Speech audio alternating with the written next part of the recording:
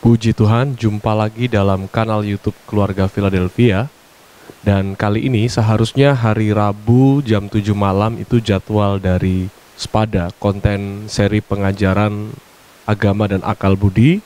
Tapi saya akan pakai untuk membahas mengenai Valentine, isu Valentine, di mana isu ini membangkitkan polemik di dalam kekristenan, ya, khususnya kekristenan masa kini, soal apakah kita boleh memperingati Valentine dan mengibadahkannya di gereja, sekalipun itu dalam konteks sudah dikontekstualisasikan, ya.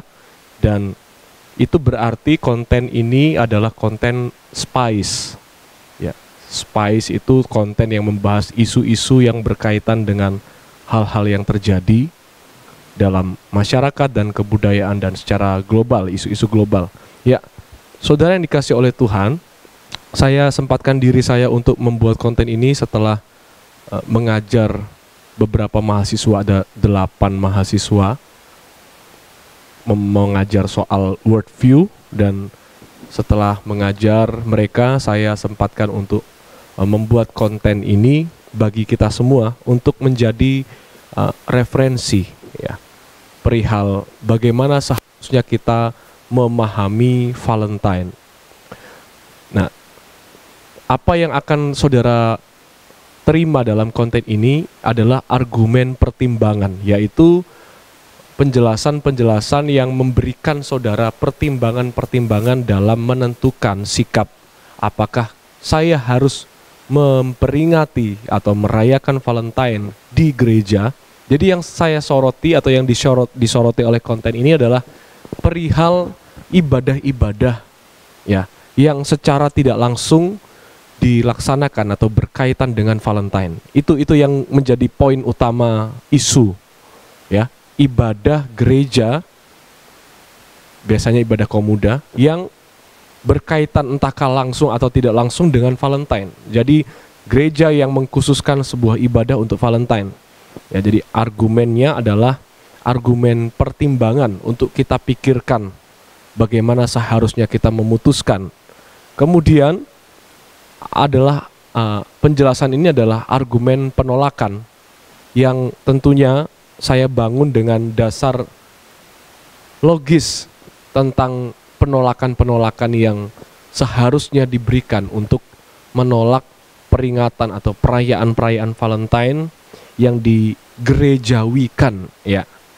Kita mulai saja, di mana konten ini saya bagi dalam 4 bagian besar. Yang pertama, saya akan menjelaskan disclaimer-nya terlebih dahulu kepada saudara. Ya, sifat dari pemaparan ini apa? Kemudian bagian besar yang kedua adalah alasan-alasan penerimaan yang seringkali dilontarkan oleh gereja-gereja yang terbuka dengan perayaan Valentine di gereja. Ya, tetapi alasan-alasan ini tidak cukup kuat untuk menjadi alasan, untuk menjadi dasar, ya, diberlakukannya Valentine di gereja. Kemudian bagian besar ketiga adalah alasan penolakan yang tidak cukup kuat. Biasanya ini alasan-alasan yang dipakai oleh gereja-gereja yang menolak Valentine untuk dirayakan di gereja. Dan saya akan share kepada kita semua bahwa alasan-alasan yang sering dipakai oleh gereja-gereja yang kontra terhadap Valentine ini tidaklah kuat untuk dijadikan dasar penolakan. Dan kita masuk pada bagian yang keempat, adalah 4 pertanyaan penguji, ya. Jadi dalam 4 pertanyaan penguji ini akan menuntun kita untuk membuat sebuah kesimpulan apakah hari-hari peringatan yang tidak terkait dengan gereja di dalam Alkitab juga, apakah itu penting atau perlu untuk dilakukan, apakah boleh dilakukan dan dibuatkan ibadah yang khusus, ya, berdasarkan hari-hari peringatan tertentu.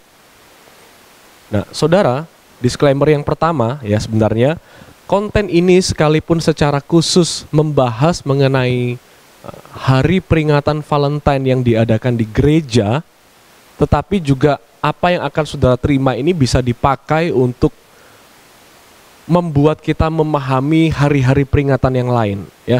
Maka saya sedang membuat poin-poin penjelasan ini secara umum, sekalipun dimaksudkan secara khusus tentang Valentine, tapi pertanyaan-pertanyaan yang akan kita dapatkan nanti atau akan kita terima nanti itu dapat diterapkan untuk kita pertanyakan kepada hari-hari peringatan yang lain yang terjadi di luar Alkitab dan digerejakan, ya. Jadi yang pertama, disclaimer yang pertama adalah bahwa ini bukan secara spesifik, bukan hanya secara spesifik untuk membahas isu tentang perayaan atau peringatan Valentine di gereja, tetapi juga bisa dipakai untuk memikirkan peringatan-peringatan yang lain. Nah, disclaimer yang lain adalah bahwa apa yang saya jelaskan dalam konten ini itu bukan penjelasan otoritatif.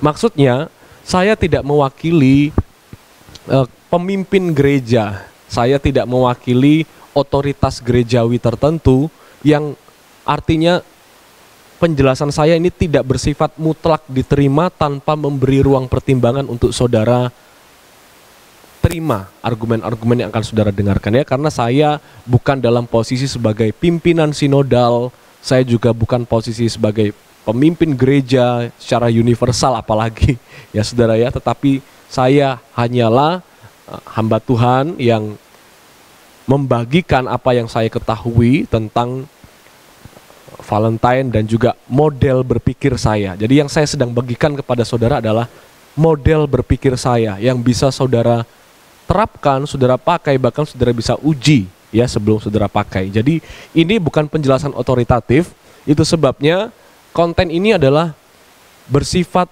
referentatif. Jadi penjelasan yang referentatif itu maksudnya penjelasan yang memberikan berbagai macam referensi untuk saudara bisa jadikan pertimbangan, memutuskan apakah perlu merayakan atau memperingati Valentine, ya. Jadi konten ini sifatnya referentatif, memberi bantuan saudara untuk mendapatkan dasar argumen pertimbangan, memberi bantuan saudara untuk dasar argumen penolakan yang saya anggap kuat, ya.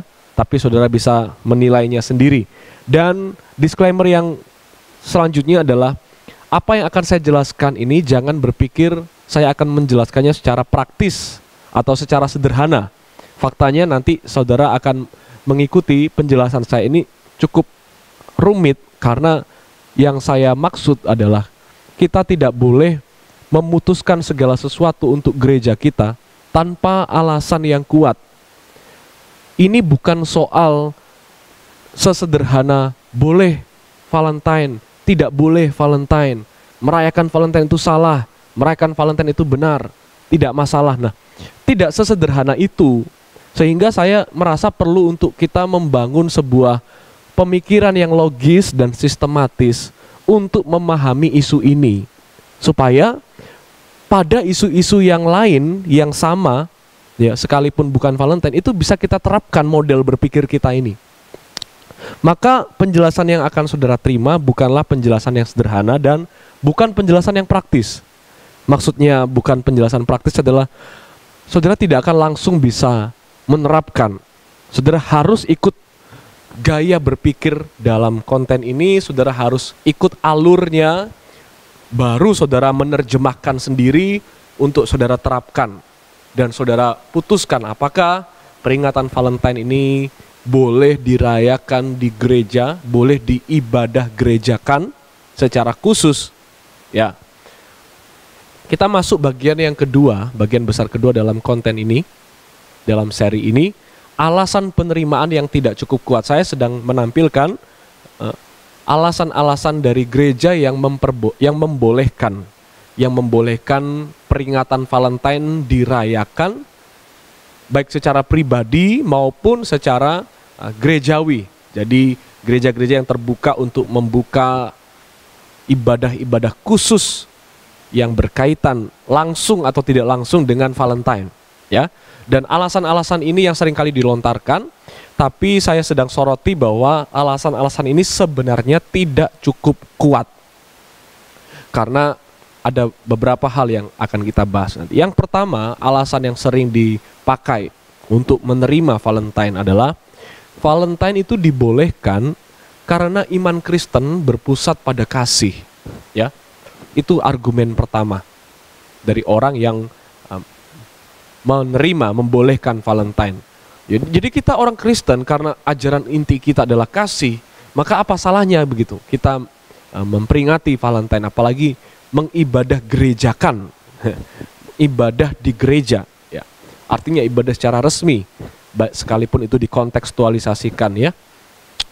Kemudian argumen kedua yang sering dipakai, tentu saya tidak bisa mengakomodasi semua argumen-argumen, saya hanya menyoroti alasan-alasan yang sering dipakai. Ya, alasan kedua yang sering dipakai bagi gereja-gereja yang menerima Valentine adalah Valentine itu dibolehkan karena kita telah mengubah makna dari Valentine itu sendiri.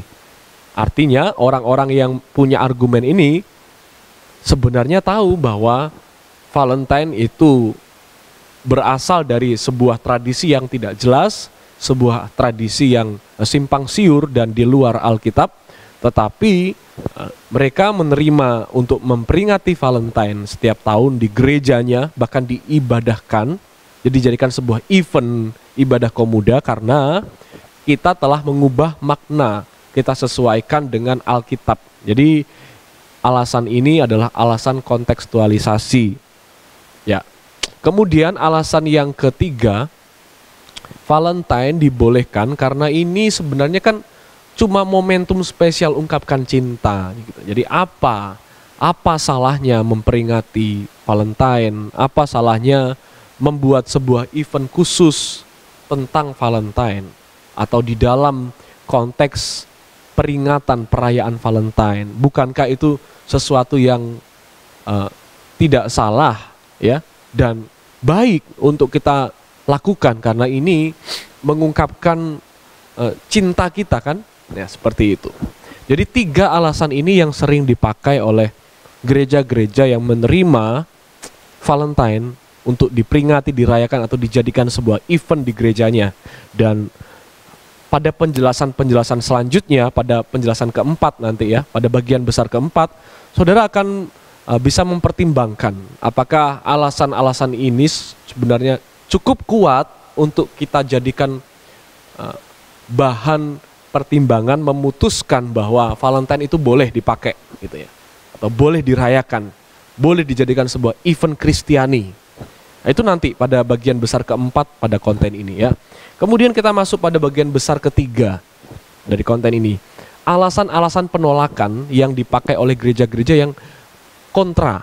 Kalau tadi yang pro, kalau yang ini yang kontra, yang tidak setuju, yang tidak sepakat bahwa Valentine ini harus dirayakan atau boleh dirayakan di gereja atau boleh dijadikan event ibadah komuda di gereja-gereja kita. Nah, mereka cenderung memiliki alasan-alasan penolakan seperti berikut ini. Yang pertama, mereka menolak karena bagi mereka Valentine itu salah karena telah dikomersilkan. Artinya peringatan Valentine ini sudah dipakai menjadi lahan bisnis, mencari dan meraup keuntungan. Sehingga sifatnya yang duniawi sekali ini tidak cocok untuk dipakai dalam ibadah. Karena sudah terkena dosa sacrilege, ya. Ada dosa sacrilege, itu dosa di mana orang-orang melakukan bisnis di dalam konteks peribadatan. Nah, mereka menolak Valentine karena bagi mereka Valentine itu sudah dikomersilkan, dijadikan ladang bisnis, mencari keuntungan atau menjadi sumber keuntungan dari orang-orang tertentu yang punya modal. Ya.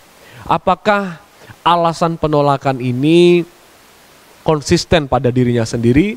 Ternyata tidak, karena faktanya tidak usah kita menunggu Valentine, perayaan Natal saja dan Paskah sebenarnya itu juga sudah dikomersilkan. Jadi Natal dan Paskah itu sudah mengalami hal yang serupa, di mana bisnis dalam pengertian mencari keuntungan sendiri, bukan kepentingan bersama, keuntungan bersama, ya. Jadi bisnis sudah masuk, bisnis pribadi untuk kepentingan orang-orang tertentu itu sudah masuk dalam event-event Natal.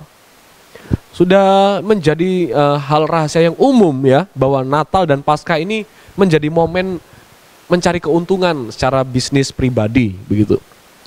Jadi alasan menolak Valentine karena telah dikomersilkan ini tidak cukup kuat untuk menjadi alasan kita menolak Valentine. Kemudian alasan yang kedua, Valentine itu salah karena banyak kejahatan, ya, akibat dari Valentine. Ini benar tetapi tidak sepenuhnya tepat. Karena apa? Karena tindakan yang menyimpang itu terlepas dari makna kegiatan yang kita sedang lakukan. Jadi begini, itu bukan efek domino atau efek langsung dari perayaan Valentine, bahwa ada kasus-kasus seks bebas, ada kasus-kasus amoralitas dan lain sebagainya yang berkaitan dengan peringatan Valentine, ya itu tidak berkaitan langsung dengan Valentine itu sendiri.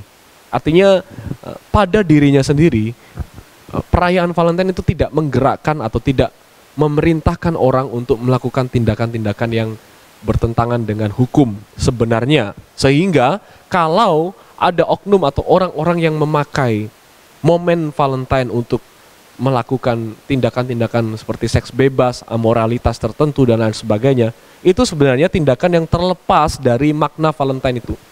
Jadi alasan ini tidak cukup kuat untuk kita pakai menolak Valentine, ya.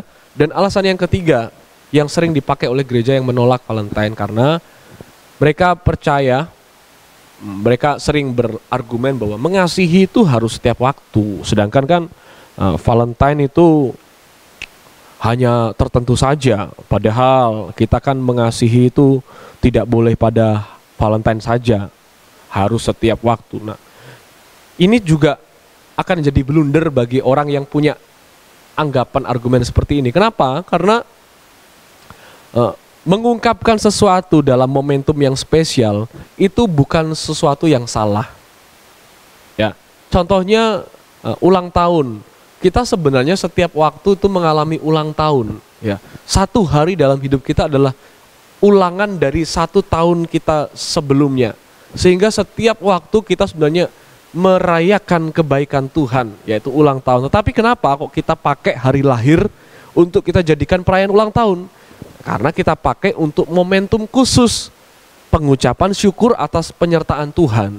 Ya, bukan berarti tunggu waktu kita lahir, ya maksudnya tanggal di mana kita lahir, baru kita bisa merayakan terima kasih Tuhan 1 tahun Tuhan sudah jaga saya. Padahal kan setiap waktu Tuhan jaga kita dan setiap waktu itu adalah 1 tahun kita dijaga oleh Tuhan. Tetapi momentum-momentum spesial itu dibutuhkan untuk mengungkapkan apa yang ada dalam diri kita, ya. Contohnya ibadah-ibadah tertentu itu kan juga momentum spesial, saudara.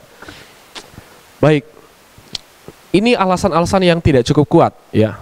Valentine salah karena mengasihi harus setiap waktu. Ini juga sesuatu yang tidak tepat karena mereka yang merayakan atau memperingati Valentine itu bukan dalam artian baru hari ini saya mengasihi, ya. Sama seperti Hari Ibu. Ketika saudara memperingati Hari Ibu, saudara pasang post foto, kemudian saudara bikin caption, ya, terima kasih Ibu buat ini itu. Kemudian ada orang-orang yang nyinyir. Kenapa enggak setiap hari terima kasih sama Ibu? Kenapa kok hanya di Hari Ibu saja merayakan Hari Ibu? Nah, ini kurang tepat, ya. Ini sebuah sesat berpikir yang saya tidak tahu, ya, nama pastinya logical fallacy-nya apa. Tetapi ini tidak tepat untuk diterapkan pada perayaan atau peringatan-peringatan spesial atau khusus, ya. Itu sesuatu yang berbeda. Mengungkapkan itu tidak setiap hari. Mengungkapkan kasih itu tidak setiap hari, ya. Sekalipun kita mengasihi setiap hari. Contoh mengungkapkan kasih itu seperti kita berkata secara verbal, Beb, aku sayang kamu, Papa, aku cinta kamu, Mam, aku sayang sama kamu. Nah, itu kan ungkapan kasih. Tetapi itu kan tidak setiap waktu diucapkan.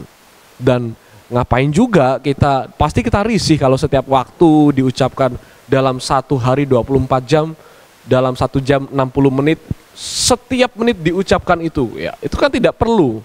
Hanya di momen-momen tertentu kita ungkapkan rasa kasih kita. Jadi gereja-gereja yang menolak Valentine dengan argumen yang seperti ini tidak cukup kuat pada dirinya sendiri, ya. Kenapa ini perlu dibahas, ya? Kenapa kita perlu menjawab argumen-argumen itu dengan sebuah perspektif yang lain, itu untuk menguji argumen kita. Karena apa? Ciri kebenaran sebuah klaim, sebuah pernyataan itu benar, salah satunya adalah konsistensi, koheren ya. Koheren. Ciri kebenaran adalah konsistensi, yaitu teruji secara logis pada setiap dasar bangun argumen pembenaran suatu kebiasaan, tindakan atau perilaku. Jadi kalau sebuah argumen itu tidak punya konsistensi pada dasar-dasarnya, maka itu sudah pasti argumen yang tidak kuat untuk dijadikan pembenaran kita kenapa melakukan kebiasaan tertentu, ya, seperti itu. Ya, saudara, kita masuk pada bagian keempat, bagian di mana bagian keempat ini saudara akan melihat pertimbangan-pertimbangan atau mendapatkan pertimbangan-pertimbangan ya dari dasar model berpikir saya share kepada kita semua untuk melihat alasan penolakan, alasan penerimaan tadi. Kenapa tidak cukup kuat? Lalu kalau itu tidak cukup kuat, apa yang kuat gitu ya? Dan bagaimana kita seharusnya memikirkan isu ini? Itu yang saya maksud bahwa penjelasan ini tidak sesederhana yang saudara inginkan dan tidak praktis ya, lebih kepada teoritis. Ya, ada 4 pertanyaan penguji untuk kita bisa jadikan patokan standar menilai sebuah peringatan, apakah peringatan itu boleh kita rayakan, kita peringati secara Kristiani, apalagi sampai dijadikan sebuah event tertentu di gereja, apalagi dijadikan ibadah khusus di gereja. Pertanyaan pertama yang harus kita ajukan untuk melihat peringatan tersebut adalah apa makna inti dari peringatan tersebut?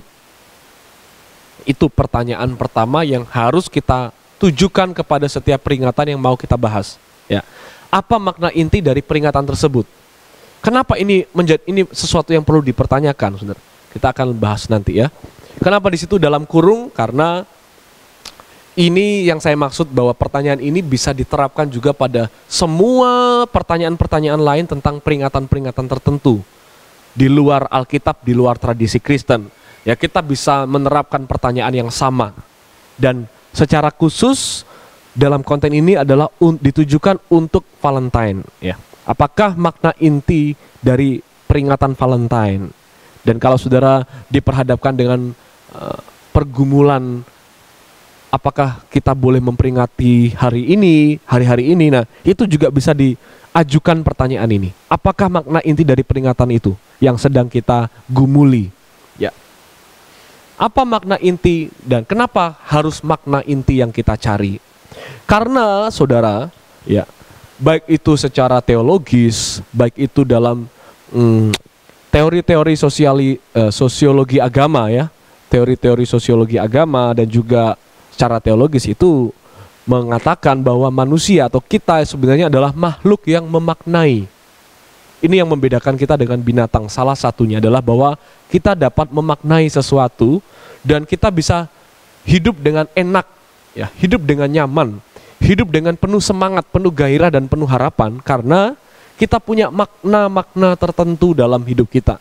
Itu yang menjadi drive kita, yang menjadi pendorong juga kita, yang menjadi motivasi kita untuk menjalani kehidupan. Nah, proses pemaknaan kita itu berangkat dari bagaimana kita memahami kenyataan.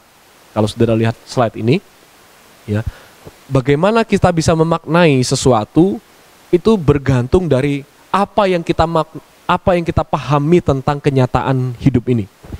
Kalau orang ateis memahami bahwa kenyataan hidup ini adalah suatu kebetulan yang dari antah berantah, ya, dan kita hanyalah dipahami sebagai makhluk sekumpulan atom yang bergerak berdasarkan hukum-hukum alam dan reaksi-reaksi kimiawi tertentu terjadi dalam diri kita sehingga kita menimbulkan rasa kasih, rasa membenci. Nah, kalau kita memahami kenyataan alam semesta, kenyataan hidup dan eksistensi kita seperti itu, maka makna apa yang muncul? Ya, maknanya hiduplah untuk sekarang. Hiduplah untuk hari ini, ya. Jadi ada ungkapan YOLO, ya. YOLO itu YOLO itu hidup hidup satu kali, ya. Maka nikmatilah. Jadi apa yang membuatmu bahagia, nikmatilah. Karena apa?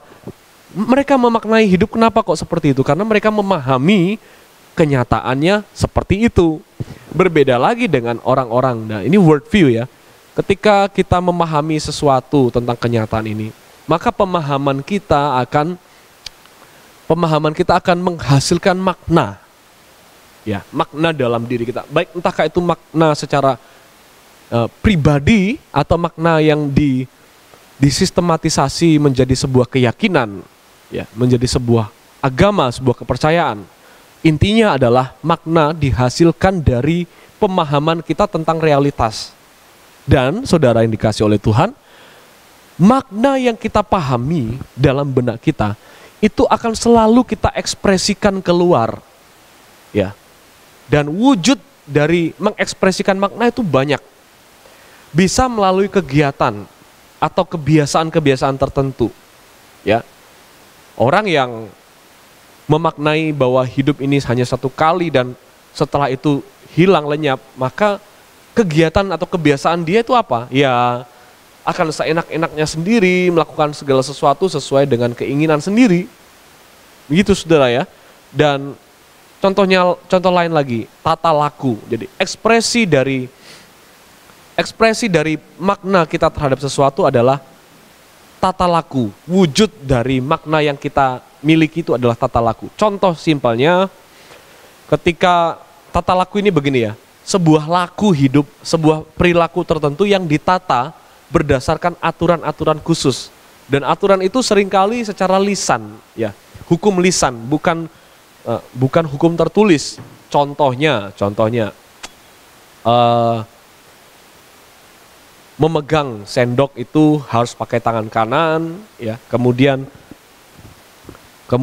memegang garpu itu tangan kiri. Jadi ketika kita menyendok nasi itu kita masukkan ke mulut itu menggunakan tangan kanan. Nah, kenapa seperti itu? Tata lakunya kenapa harus tangan kanan? Kan bisa juga tangan kiri.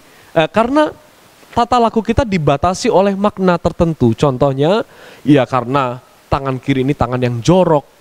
Jadi tidak boleh dipakai untuk memasukkan sesuatu ke dalam mulut. Begitu juga soal bersalaman, ya. Bersalaman, dan by the way, saudara, soal salaman ini harus tangan kanan, itu hanya orang-orang Asia atau orang-orang timur ya. Orang-orang Eropa itu tidak terlalu memikirkan itu karena mereka tidak memaknai hal itu. Jadi mereka tidak punya tata laku untuk bersalaman. Nah, sedangkan di orang Indonesia secara khususnya, kenapa tangan kanan itu harus kita pakai? Ya karena tangan kiri ini untuk hal-hal yang dalam tanda kutip jorok, sehingga makna yang ditimbulkan dari tangan kiri adalah tidak sopan. Dan kita tidak boleh melakukan jabat tangan dengan tangan kiri atau memberi sesuatu, kalaupun itu terpaksa tangan kiri. Apa yang biasanya orang Indonesia lakukan?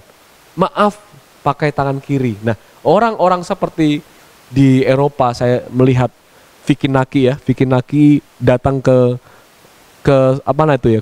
rumah cewek di mana? Rumania atau di Slovakia ya. Diundang begitu ya di Eropa.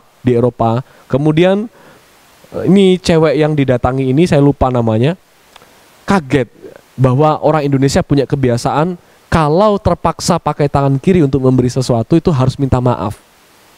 Nah, kenapa tata laku ini berlaku, saudara, atau kita terapkan? Ya, karena ini adalah ekspresi dari makna kita terhadap pemahaman-pemahaman tertentu. Orang Jepang tidak boleh menyapa, karena mereka memaknai bahwa menyapa orang asing itu melanggar privasi dan tidak sopan. Jadi mereka cenderung diam kalau bertemu dengan orang asing, dan diamnya mereka bagi kita itu cuek. Bagi kita itu tidak sopan, tidak ramah. Bagi orang Indonesia, bertemu orang asing harus menyapa dengan hangat. Tapi bagi mereka justru sopan itu ketika tidak mengajak bicara. Nah, bagi orang Amerika, sopan itu ketika tidak menanyai umur.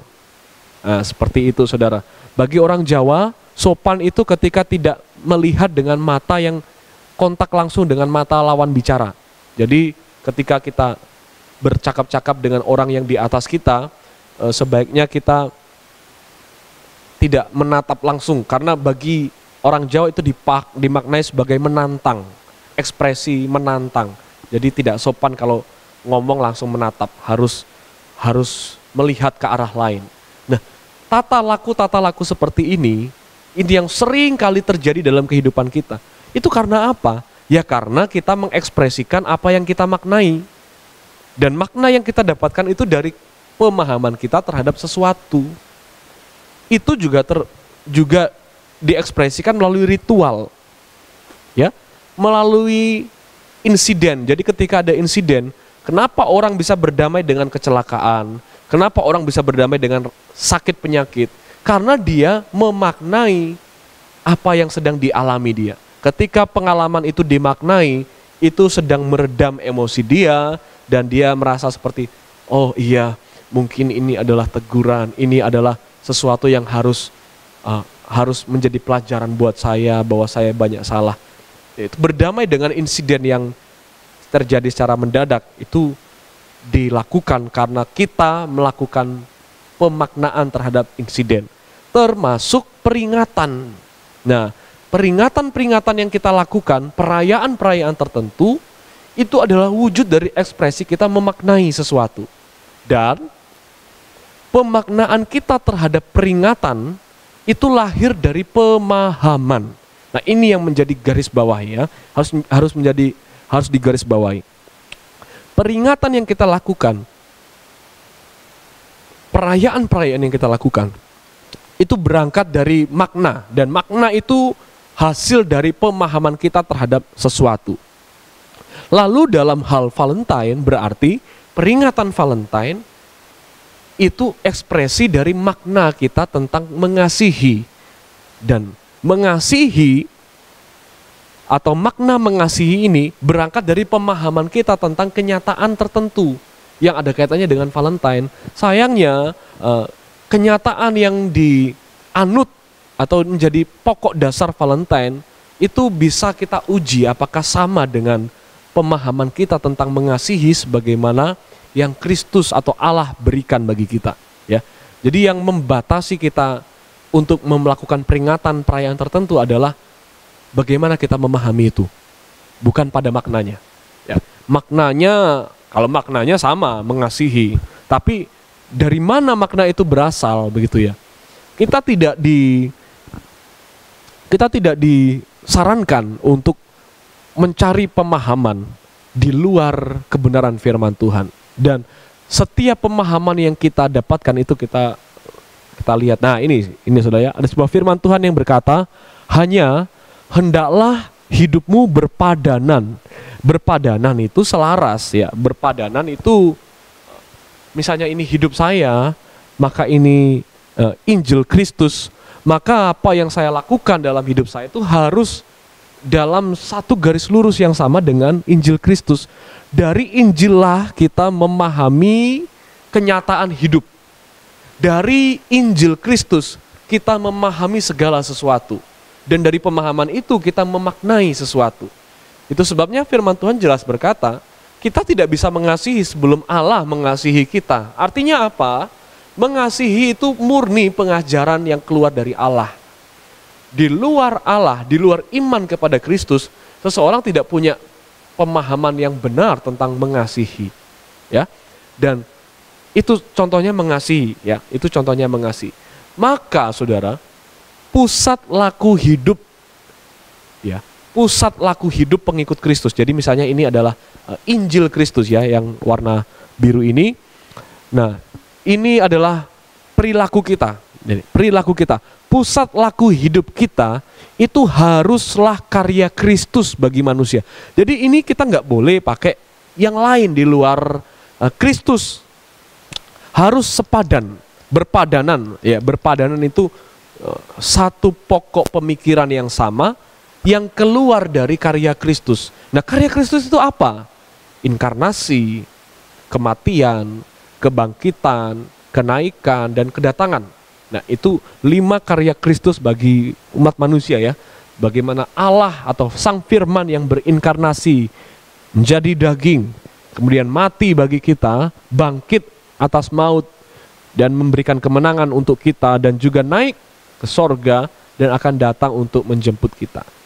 Dari sini ada pertanyaan lanjutan. Ya, dari pertanyaan pertama ini ada pertanyaan lanjutan. Pertanyaan lanjutannya adalah begini. Apakah makna inti dari sebuah perayaan atau peringatan tertentu itu tidak terdapat dalam setiap momentum karya Kristus? Jadi momentum karya Kristus itu kan tadi 5 itu ya. Inkarnasi, kemudian kematian, kebangkitan, kenaikan, kedatangan. Nah, apakah peringatan yang kita lakukan itu tidak terdapat, makna intinya itu tidak terdapat di dalam kelima karya Kristus itu? Kalau tidak terdapat di dalam kelima momentum karya Kristus itu, maka kita boleh merayakannya, memperingatinya, dan melakukannya. Seperti itu. Itu adalah konsekuensi logis ya, konsekuensi logis dari premis kita yang pertama tadi.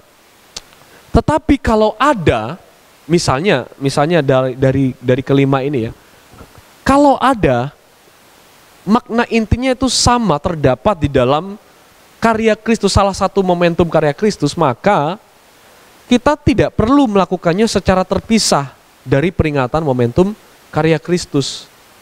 Contohnya begini, kalau saudara memaksakan diri untuk tetap melakukan hal-hal peringatan di mana ternyata makna inti dari peringatan itu sudah terdapat dalam karya Kristus, tapi saudara memaksa untuk memisahkan, saya mau buat peringatan yang lain, padahal maknanya sudah ada. Contohnya Valentine. Kalau saudara melakukan Valentine dengan menabrak momentum karya Kristus dengan berkata begini, sekalipun karya Kristus itu salah satu karyanya adalah menyatakan kasih, mengungkapkan kasih, saya akan melakukan peringatan yang lain di luar peringatan terhadap karya Kristus. Nah, itu harus punya konsekuensi logis loh saudara. Ya, jadi begini, soal kasih sayang, ya, kalau makna inti dari sebuah peringatan adalah mengungkapkan kasih, kita uji dengan pertanyaan ini. Apakah makna inti dari peringatan Valentine ini tidak terdapat dalam setiap momentum karya Kristus? Jawaban saudara apa? Jadi makna inti dari Valentine adalah mengungkapkan kasih. Nah, jawaban saudara apa? Ada atau tidak ada? Ya jelas ada dong. Di mana? Di mana karya Kristus yang makna intinya adalah mengungkapkan kasih? Oh banyak.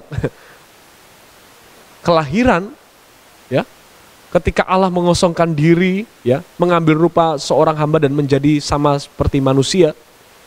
Kemudian ketika Kristus tersalib di atas bukit Golgota dan mati bagi kita, itu adalah momen karya Kristus yang makna intinya sama dengan Valentine, saudara, mengungkapkan kasih. Maka the real Valentine, the real hari kasih sayang yang sejati adalah ketika Kristus mati bagi kita.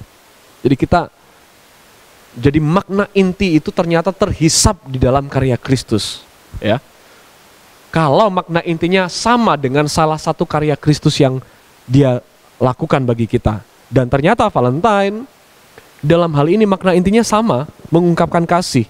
Kita cocokkan, ada nggak karya Kristus yang makna intinya mengungkapkan kasih? Ada. Apa? Salah satunya adalah Paskah, kematian Kristus.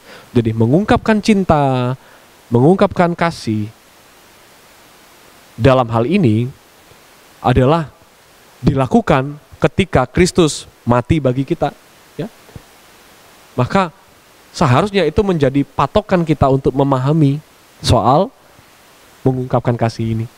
Tetapi toh kalau kita masih berkata begini, tetapi kan sah-sah saja untuk memperingati sesuatu di luar karya Kristus sekalipun makna intinya sama. Nah, kalau alasannya seperti itu, ya, sekalipun nih argumennya nih sudah ada nih bahwa makna inti kita sama. Tapi ini tetap aksa nih misalnya. Kan nggak masalah begitu. Kita mengungkapkan atau memperingati sesuatu yang makna intinya sama dengan karya Kristus, tapi kita peringati di luar peringatan kita terhadap karya Kristus. Maka kalau mau konsekuensinya logis, ya, alasan yang sama untuk membenarkan perayaan atau peringatan Hari Valentine secara gerejawi itu harus dipakai untuk membenarkan perayaan atau peringatan Hari Halloween yang harus dilakukan secara gerejawi juga, ya, yang seharusnya dilakukan oleh gereja-gereja yang memperingati Valentine untuk alasan yang sama. Karena apa? Karena Hari Halloween di luar konteks tradisi gereja, ya, bahwa tradisi gereja tertentu hari Halloween itu berangkat dari hari arwah para orang kudus yang dirayakan setiap tanggal 1 November. Terlepas dari tradisi gereja itu, hari Halloween yang dilaksanakan atau dirayakan setiap tanggal 31 Oktober, makna intinya adalah menakuti roh jahat, mengusir roh jahat. Nah, kan makna intinya bagus tuh. Sekalipun sudah terdapat di dalam salah satu karya Kristus, saya mau tanya, untuk makna inti mengusir roh jahat, menakuti, mengalahkan roh jahat, ada enggak di dalam salah satu karya Kristusnya? Ada. Saudara, ada. Apa itu? Kebangkitan. Kebangkitan Kristus itu makna intinya sama, menang atas roh jahat. Jadi untuk merayakan kemenangan kita atas roh jahat, menakuti dan mengusir roh jahat, itu kita harus rayakannya bukan di Halloween, tapi di mana? Di hari kebangkitan Kristus. Nah, itu maksud saya konsekuensi logis. Kalau saudara setuju dengan bahwa kita menang atas maut, menang atas kuasa-kuasa kegelapan itu karena kebangkitan Kristus, maka kita tidak perlu merayakan Halloween di gereja. Maka kesetujuan kita dengan argumen itu seharusnya membimbing saudara untuk setuju juga bahwa mengungkapkan kasih itu juga harus dilakukan pada peringatan kematian Kristus. Ya, paham enggak kira-kira maksud saya ini, saudara? Kalau saudara setuju, ya, jadi saya ulangi lagi ya. Kalau saudara setuju bahwa mengusir roh jahat, kita menang atas kuasa kegelapan itu sudah dilakukan ketika Yesus bangkit, sehingga kita tidak perlu merayakan Halloween, kita hanya perlu merayakan kebangkitan Kristus. Maka kalau saudara setuju itu berarti saudara juga harus setuju mengungkapkan kasih harus dirayakan ketika kita memperingati kematian Kristus. Sebaliknya, kalau saudara tidak setuju bahwa tidak perlu ikut atau dicampurkan ke peringatan Kristus, maka saudara juga harus merayakan peringatan Halloween di gereja. Ya. Jadi saran saya bagi saudara yang punya dasar argumen yang tidak mau mengaitkan makna inti yang sama dengan berpadanan pada Injil Kristus, saran saya tanggal 31 Oktober nanti saudara buat event pemuda di gereja, ibadah Halloween, ya. Dengan pakai kostum setan-setan, ya, seperti itu. Karena itu konsekuensi logis dari argumen saudara terhadap Valentine. Seperti itu, saudara, ya. Nah, bagaimana kalau makna intinya tidak ada? Nah, kan kita sudah tahu tadi bahwa makna inti dari Valentine itu ada di dalam karya Kristus, yaitu kematian Yesus. Makna inti dari menang atas kuasa kegelapan itu ada dalam karya Kristus, yaitu kebangkitan. Nah, itu berarti kita hanya perlu merayakan, memperingati ketika kita memperingati karya Kristus. Lalu kalau tidak ada bagaimana? Ya, kalau makna inti sebuah peringatan itu tidak ada dalam salah satu karya Kristus, maka kita boleh merayakan, memperingati, melakukannya. Contohnya adalah makna inti ucapan syukur. Jadi sebuah peringatan yang makna intinya adalah ucapan syukur itu tidak ada di dalam salah satu momen karya Kristus. Ya, jadi ucapan syukur itu tidak menjadi makna salah satu momentum karya Kristus, karena ucapan syukur itu sifatnya bottom up. Ya, dari kita kepada Allah. Sedangkan karya Kristus kan sifatnya top down, Allah bagi manusia. Jadi dari sini saja sudah jelas, ucapan syukur itu tidak ada dalam salah satu karya Kristus. Sedangkan dalam Alkitab mengucap syukurlah dalam segala hal. Ya. Jadi kalau saudara bertemu dengan ibadah atau tradisi-tradisi tertentu yang makna intinya adalah ucapan syukur, sekalipun tradisi itu tidak ada di dalam Alkitab, maka kita boleh melakukannya atas dasar firman Tuhan ini. Ya. Contohnya tradisi kegiatan atau peringatan tertentu yang makna intinya ucapan syukur adalah ulang tahun. Ya, di dalam Alkitab perayaan ulang tahun itu tidak ada. Perayaan ulang tahun itu ada yang berkata itu berangkat dari tradisi kafir. Natal pun mengulang tahunkan Yesus juga itu sebenarnya bukan tradisi atau bukan, tidak ada di dalam Alkitab ya. Jadi itu adalah tradisi gereja setelah ratusan tahun setelahnya ya. Peringatan perayaan Natal dalam konteks zaman ini itu bukan berangkat dari Alkitab. Tetapi kenapa kita boleh melakukannya? Ya, karena itu adalah makna intinya ucapan syukur bahwa Kristus hadir bagi kita, menghamba ya, dan mati bagi kita. Nah, maka perayaan Natal itu boleh kita lakukan, ulang tahun boleh kita lakukan, baik pribadi maupun pernikahan. Ibadah-ibadah tertentu yang terkait dengan hari jadi organisasi gereja, hari jadi daerah, ibadah hari kemerdekaan di gereja itu boleh kita lakukan. Karena apa? Makna inti ibadahnya adalah ucapan syukur, dan makna inti ini tidak terdapat dalam salah satu karya Kristus. Hari raya panen dalam Jawa sedekah bumi, dalam tradisi-tradisi di luar Jawa itu gereja mengadopsi hari raya panen dari tradisi leluhur. Itu dipakai di gereja dan itu tidak masalah karena makna intinya ucapan syukur. Ya, ada tradisi tertentu misalnya di gereja-gereja kesukuan gereja Jawa itu ya. Mereka itu, saya lupa nama tradisi ucapan syukurnya, sedekah bumi ya, di mana tumpengan begitu. Itu diarak dari luar ke dalam gereja. Itu tradisi dari leluhur yang tidak Alkitab, yang tidak berasal dari Alkitab. Tapi boleh dirayakan, boleh diperingati. Karena apa? Karena makna intinya ucapan syukur, dan ucapan syukur tidak ada di dalam salah satu momen karya Kristus. Contohnya lagi ibadah malam pergantian tahun atau ibadah tahun baru. Historisnya ibadah tahun baru kan berangkat dari tradisi kafir, saudara. Ibadah tahun baru atau tradisi tahun baru itu didedikasikan untuk dewa Janus oleh kalangan masyarakat Romawi pada masa itu. Ya, jadi itu ibadah kafir, murni ibadah kafir. Tapi kenapa? Tapi apakah boleh kita memperingati atau membuat event khusus untuk menyambut tahun baru? Jadi kita membuat ibadah tahun baru. Ya jelas boleh. Karena apa? Makna intinya ucapan syukur. Dan ucapan syukur tidak ada dalam salah satu momen karya Kristus. Ya, seperti itu alur berpikirnya. Itu sebabnya saudara, kita perlu menilai sebagai manusia rohani. Kita perlu menilai segala sesuatu ya. Manusia duniawi tidak menerima apa yang berasal dari roh Allah. Ia tidak dapat memahaminya sebab hal itu hanya dapat dinilai secara rohani. Tetapi manusia rohani menilai segala sesuatu. Ya, kita masuk pada pertanyaan kedua. Apa sifat pelaksanaannya? Nah, saudara, apakah Valentine itu mutlak harus kita lakukan atau tidak?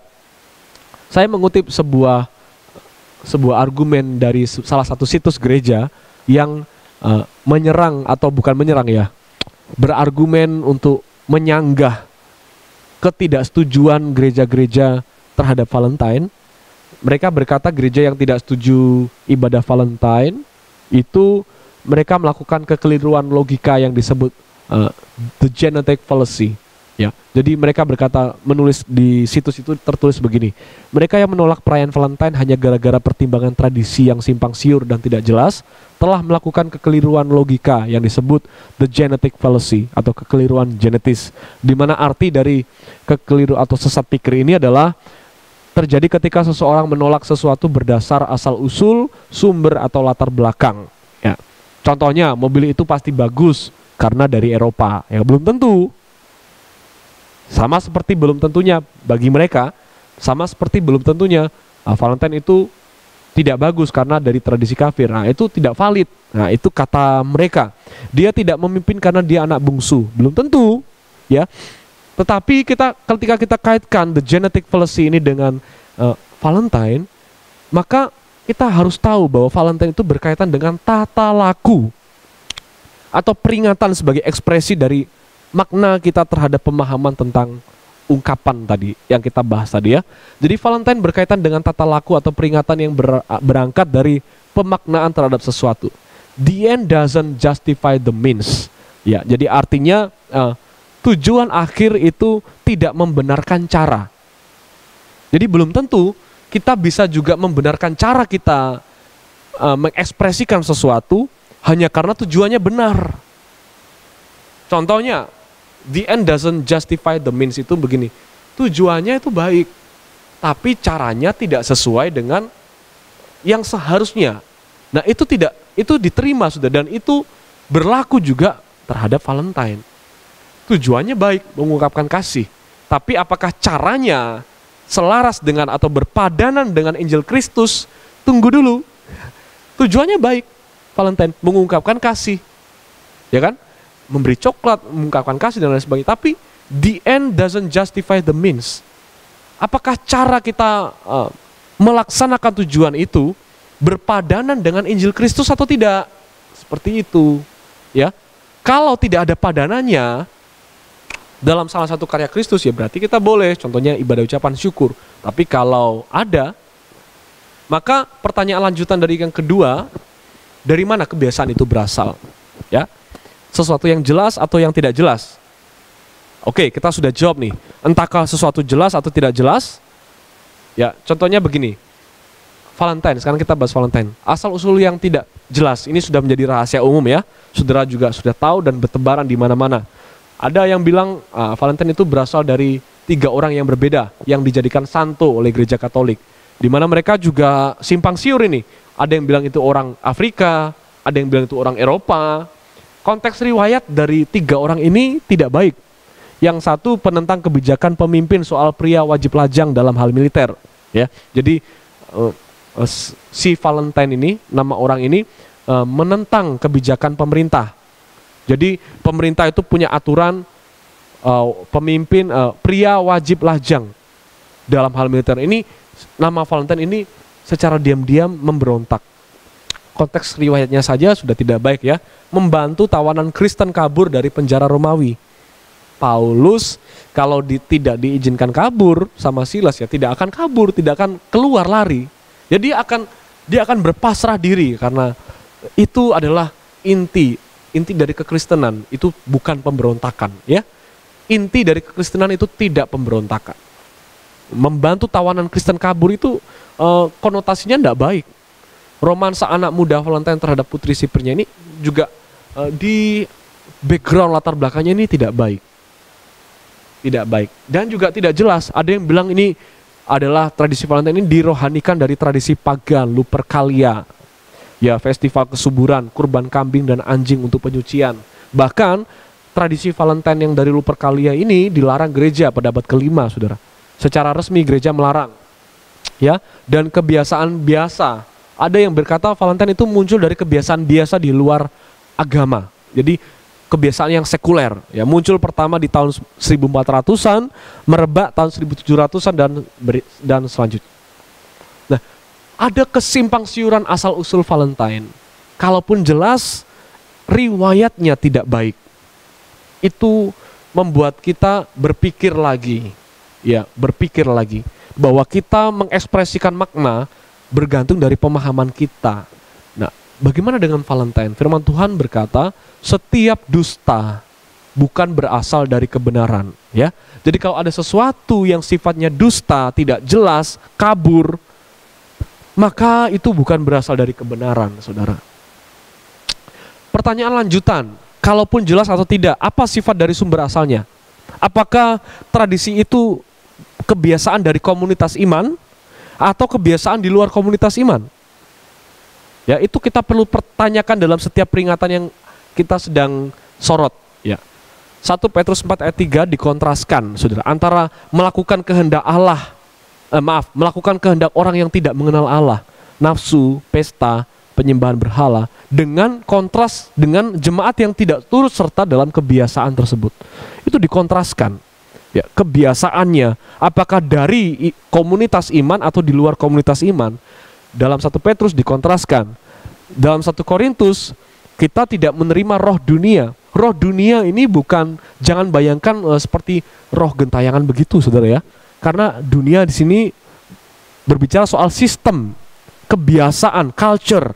Ya, dan roh yang berasal dari Allah, culture atau kebiasaan yang berangkat dari Allah, itu sangat tidak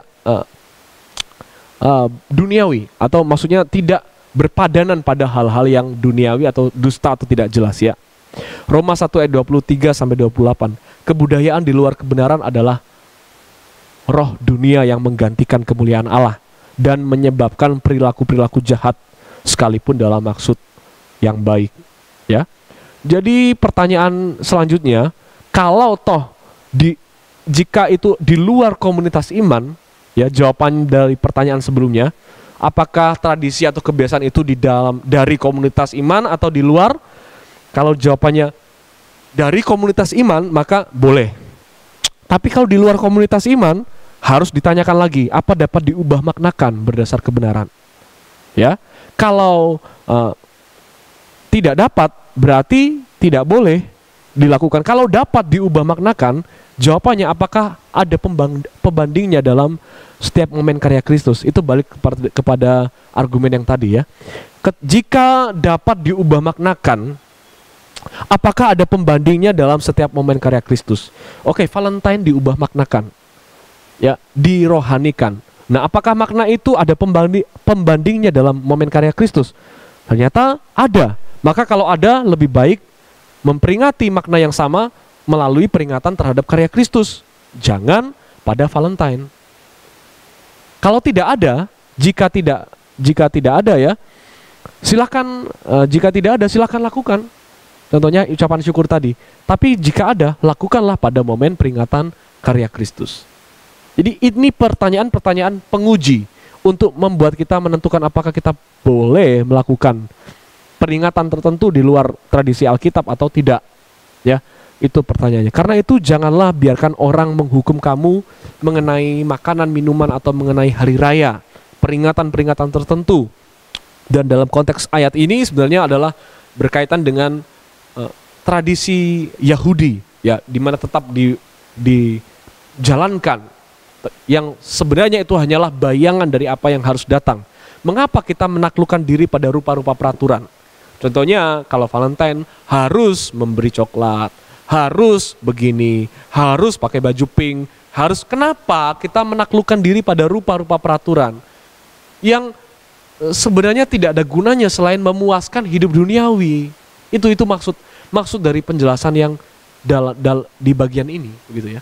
Jadi ketika kita menghambakan diri pada sebuah peringatan tertentu dan kita tunduk takluk pada rupa-rupa peraturan terhadap hari raya, peringatan tertentu, kebiasaan tertentu, itu Tuhan mempertanyakan, kenapa kita menaklukkan seolah-olah kita belum dimerdekakan oleh Kristus? Dan seharusnya kalau kita sudah dimerdekakan oleh Kristus, maka kita menghambakan diri kepada Kristus, bukan kepada sesuatu yang di luar Kristus. Ya, jadi itu yang perlu kita pikirkan, saudara. Apa argumen lain untuk mempertimbangkan pelaksanaannya? Ya, jadi kalau saudara tetap mau melaksanakan Valentine, harus ada argumen, harus ada alasan yang baik atau yang jelas yang dapat diterima. Ya, kalau saudara tetap sudah misalnya susah move on dari kebiasaan setiap tahun, aku nih harus merayakan Valentine nih, karena aku harus mengungkapkan kasih. Nah, apa solusinya? Solusinya, saudara, mencari momentum spesial ungkapkan kasih, ya. Jadi boleh merayakan atau memperingati Valentine asalkan bersifat pribadi antara saudara dengan pasangan saudara. Boleh memperingati asalkan jangan secara resmi menjadi sebuah kegiatan gereja, apalagi event-event komuda tertentu. Ya, itu tidak cocok, saudara. Lebih baik kalau mau memperingati, mengungkapkan kasih, mencari momen spesial, lebih baik di hari jadi hubungan saudara dengan pasangan saudara. Ini lebih masuk akal secara logis dan tidak menabrak argumen teologis. Jadi saudara kan salah satu alasan kenapa merayakan Valentine kan aku butuh mengungkapkan kasihku kepada pasanganku. Jadi aku harus cari hari. Daripada menjadikan Valentine sebagai hari mengungkapkan kasih, lebih baik jadikan hari jadian saudara itu loh, dengan pasangan saudara, dengan pacar saudara, dengan suami saudara, dengan istri saudara, itu dijadikan momentum mengungkapkan kasih kepada pasangan saudara. Itu lebih dapat diterima, itu lebih logis dan tidak menabrak argumen teologis daripada harus tunduk pada peringatan Valentine. Karena peringatan Valentine ini ternyata tidak bersifat universal. Ya, faktanya budaya tertentu itu punya hari-hari kasih sayang di luar tanggal 14. Contohnya di Wales, Inggris, hari kasih sayang mereka bukan tanggal 14 Februari tapi 25 Januari. Di Rumania, hari kasih sayang mereka bukan tanggal 14 Februari tapi tanggal 24 Februari. Di Slovenia, hari kasih sayang mereka tanggal 12 Maret. Di Spanyol, hari kasih sayang mereka tanggal 23 April. Ada yang merayakannya tanggal 1 Mei, ada yang merayakannya tanggal 12 Juni, ada yang tanggal 13 Juli. Bahkan di Israel ada hari kasih sayang namanya Tu B'Av. Tu B'Av ini diperingati antara bulan Juli dan Agustus. Di Cina hari kasih sayang itu hari Qixi. Ya, itu setiap bulan Agustus, bukan tanggal 14 Februari. Di Korea Selatan setiap tanggal 14. Jadi mau Februari, Maret, April, Mei, setiap tanggal 14 mereka merayakan hari kasih sayang. Jadi sebenarnya kalau mau mengungkapkan kasih, lebih baik itu di hari jadian saudara dengan pasangan. Itu lebih romantis, lebih masuk akal, lebih berkesan dibanding tunduk pada sebuah peringatan tertentu. Apalagi dijadikan ibadah di gereja. Apalagi dijadikan ibadah di gereja, ini sesuatu yang kurang tepat, saudara ya. Ya, keberagaman hari kasih sayang di seluruh dunia itu menunjukkan bahwa hari Valentine tidak perlu mendapat perlakuan khusus dengan mengadakan perayaan atau peringatan tertentu karena tidak bersifat mutlak dan universal. Ya, momentum spesial ungkapkan cinta lebih baik dilakukan secara pribadi pada tanggal yang berkaitan langsung dengan hubungan kita. Hari pertama kita bertemu dengan pasangan kita, dengan pacar kita. Nah, itu dijadikan hari mengungkapkan kasih sayang. Itu kan lebih masuk akal, lebih berkesan, lebih so sweet daripada kita ikut-ikut sama orang lain tanggal 14. Wow, kita ikut-ikut. Padahal tanggal 14 itu bukan momen spesial kita, ya. Kecuali saudara menikah, jadian tanggal 14 Februari, ya sah-sah saja ungkapkan kasih sayang di tanggal 14 Februari. Ya, seperti itu argumennya. Dan argumen lain untuk tidak perlu melaksanakan adalah di dalam Alkitab ada tendensi bahwa yang tidak keberatan melakukan sesuatu seharusnya memahami, menghormati, dan mengikuti yang keberatan melakukannya. Ini slide terakhir dari saya, ya. Jadi kita perlu punya paradigma sebagai pengikut Kristus bahwa bagi yang tidak keberatan melakukan sesuatu seharusnya memahami, menghormati yang keberatan melakukannya. Dan dalam hal ini keberatan-keberatannya itu diungkapkan secara logis, bahkan teologis. Jadi ini bukan keberatan subjektif yang aku nggak suka Valentine, nggak usah dirayakan. Itu kafir itu. Nggak seperti itu keberatan yang sedang dijelaskan dalam pemaparan ini. Ya, jadi saudara yang dikasih oleh Tuhan, daripada kita terus berpolemik, lebih baik pertimbangkan slide-slide ini, pertimbangkan penjelasan saya, dan juga jadikan itu penerapan untuk keputusan saudara apakah perlu memperingati Valentine di gereja ataukah sebaiknya tidak.